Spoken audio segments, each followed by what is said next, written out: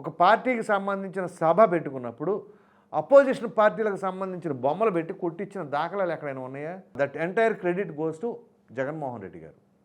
అసలు నిజంగా వాళ్ళపైన కోపం ఉందా, ప్రేమ ఉందా అనేది ఎలక్షన్స్లో చూపిస్తారు.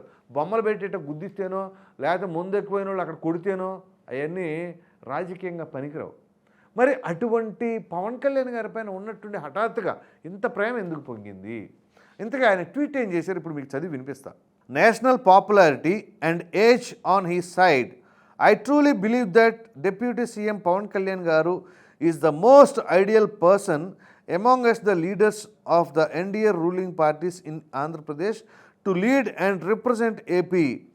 AP is a young state and cannot be led by an almost 75-year-old senile. గుర్తుంచుకోండి.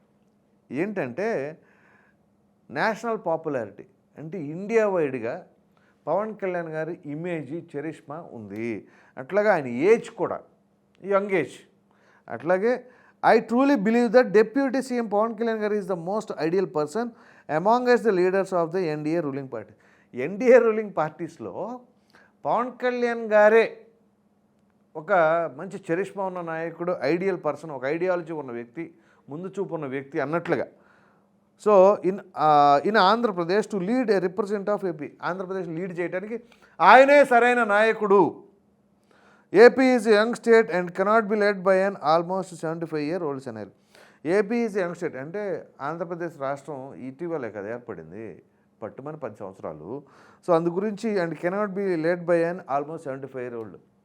సో అందు గురించి ఆంధ్రప్రదేశ్ రాష్ట్రం అనేది ఒక వృద్ధుడైన చంద్రబాబు నాయుడు గారి చేతిలో పెడతాం కరెక్ట్ కాదు అనేది ఈ వృద్ధుడి యొక్క బాధ.